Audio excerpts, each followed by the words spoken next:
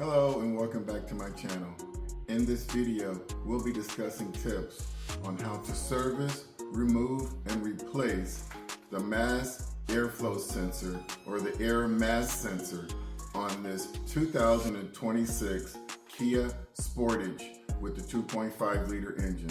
If you find my tips to be helpful, please like, subscribe, and donate. Now let's get started. Mass airflow sensor is located in the center of your screen near the tip of my red pointer. Some of the symptoms associated with a faulty sensor include loss of power, engine hesitation, jerky start, misfire, and hard start. You'll also have check engine light with trouble codes P0 100, 101, 102, 103, and 107. So you might ask, what does this part do? Well, it measures the amount of air and air temperature entering the intake, which helps to calculate the correct air-fuel ratio.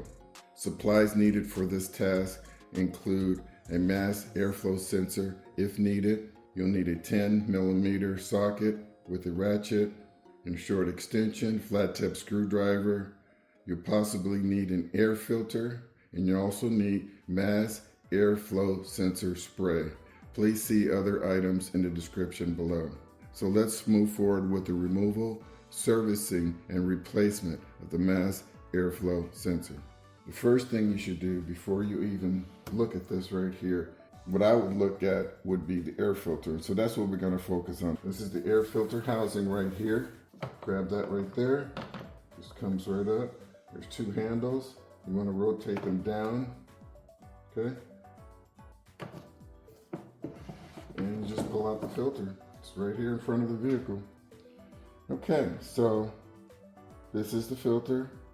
Yeah, there's some heavy material here, but this isn't bad. I've seen a lot worse. Okay, this is what it looks like. Pop it out, pop in a new one. Say you're on a dusty road, light pops on. What I recommend that you do is you look at the dirt on the ground, look at the color of your filter, they probably match, okay? What you want to do is just take this and tap it on the ground about 3 to 5 times, just very firmly. Not on the corner, you kind of want to hit it nice and flat so the whole thing kind of hits. And if you do that, you'll knock off probably 70% of the dust that just accumulated on this filter. Take this filter, put it back in, lock it down, and continue on your travels. The light may or may not shut off. It probably will. And the reason I'm showing you guys this is because this is something that can be very easily replaced. If you go to the quickie lube shops, they say, hey, would you like your air filter replaced? Would you like your cabin filter replaced? And there's probably 30–40% markup on these items. Budgets are kind of tight. One of my missions is putting out all these videos is to teach people how to do things themselves, DIY, okay? Save yourself a little money, buy your family an ice cream cone, build your confidence, okay?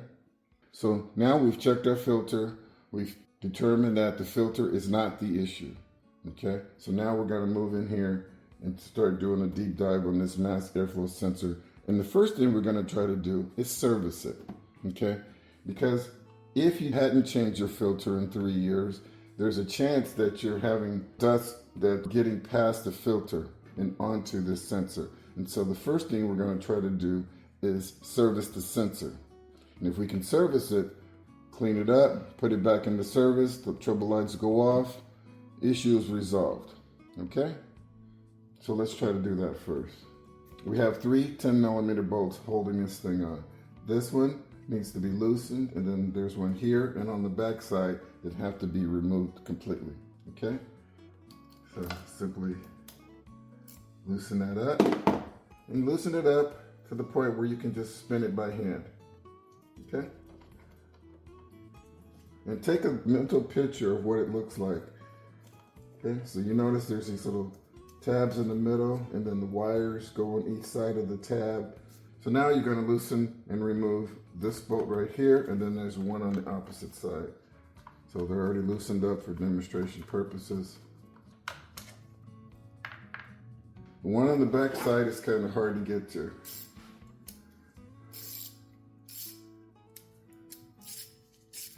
So you're gonna have to snake in your socket, or something like that, loosen it up, okay? And then you want to be very careful. And so I had it loose and I wasn't being careful. That was a bad example. And make sure you don't drop this screw down along the side of the engine, because if it lands on the lower engine cover, you're going to triple the time for this job. So that was a good example of what not to do. So now I'm going to disconnect the electrical connector, and there's a locking mechanism here. So I got my small flat tip screwdriver and come in on the side just below the gray tab on that side. Same thing on this side, just below the gray tab. And then I'm just going to use the corner of my screwdriver right in the middle and push that tab towards the firewall. Okay, it is unlocked at this time. Now I'm just going to squeeze down on the gray tab, not too hard, just hard enough, wiggle and pull it off. Okay, it's actually kind of flimsy, that's why I'm asking you to be careful. Okay, so that's out of the way. Next thing we're going to do is just take this hose right here, pull it away like that, okay, and then just rotate it out. And there you have it. So this is your mass airflow sensor. And so let's just quickly inspect it. You got your 4 pins right there, okay? Now remember, this detects pressure, so there shouldn't be any cracks here. If you look here, it says airflow direction. So airflow is flowing that direction, okay? We've got a protective device right here, blows past the sensor and onto the throttle body, okay? What else do we want to point out here? Got your part numbers. Notice too, there's an O-ring here. This must be in place. Do not neglect this. And what you'll want to do is kind of poke at it with your thumb a little bit and make sure that it's pliable. Should not be hard, should not be brittle, and should not have any cracks. So let's talk about servicing this prior to the possibility of replacing it. And servicing it is really easy. Only thing you have to do, I've got my mass airflow sensor cleaner. This is the only cleaner that you should use. Do not use brake cleaner, do not use carb cleaner, anything like that. No solvents. This is a cleaner that does not leave any residue behind, okay? Because this is a very sensitive sensor, okay? So what you want to do is just spray in here, and this nozzle should never touch the plastic, okay? So just spray in there like that. And look and see if you can find holes. Even that small little hole, that little gap right there, try to get in there, okay? Keep rotating it.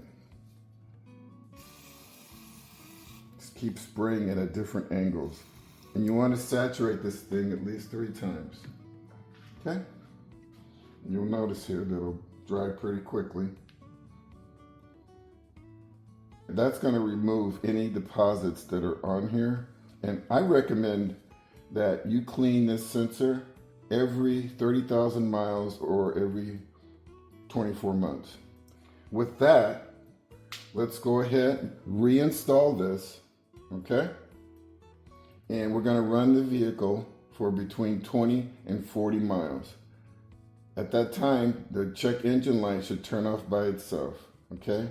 Alternatively, you could install this, disconnect the negative battery terminal for 2 to 3 minutes, reconnect it, and what that does, it'll kind of clear the code. And then at that point, you're just waiting to see if the code returns.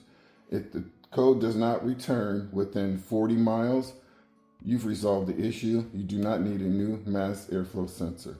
If it returns, then and only then would I consider replacing this. Okay? With that, let's go ahead and get this thing reinstalled.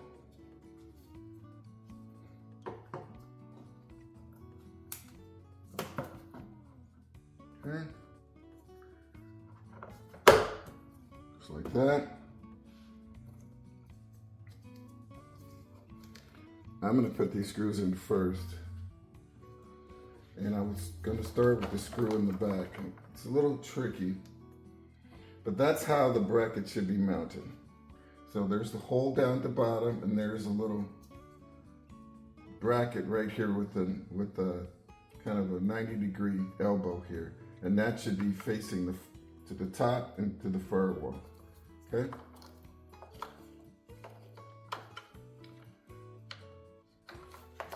So I kind of just eyeballed it right there. I'm gonna stick my screw in there, right? And I'm just gonna go in here.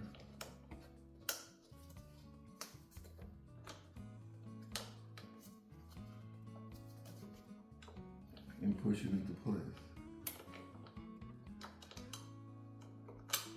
You'll know it's in place if these two holes line up, okay? So even if you can't see back here, use these two holes as a guide, all right? Do not let go, keep pressure on that screw. You might need two hands down in here, but at this point, you want to keep pressure on the screw and then you want to tighten it. Get the thread started. So I'm using my left hand to put pressure on the screw, and then I'm using my right hand to tighten the screw. Okay, you feel comfortable with that? Get this bolt started. And ratchet set up. Okay, that's about 90%. Then I'm gonna go in and tighten the lower bolt. This one kind of hard to see. There you go. About 5 pound-feet of pressure. 5 pound-feet of torque is what I meant to say. And you should not see a gap right here. Nice and tight. Next thing I'm going to do is tighten this down. Paying close attention to these wires and make sure that there's a little rubber knob in between. Reach back here, make sure that that rubber knob is in between the wires. Okay. Start tightening by hand. And you want to tighten until you barely see this bulge in the middle. When it just starts to bulge, stop. Now let's work on our electrical connector. We're going to eyeball this gasket. Make sure the gasket's in place and it's not deformed. Move that wire bundle out of the way. Listen for the click. There you go. And lock it down. And there you have it. Well, folks, that wraps up this video on the removal, servicing, and replacement of the mass airflow sensor or air mass sensor on this KIA Sportage with the 2.5 liter engine. I hope you found my tips to be helpful. Please like, subscribe, and donate. Until next time, drive defensively.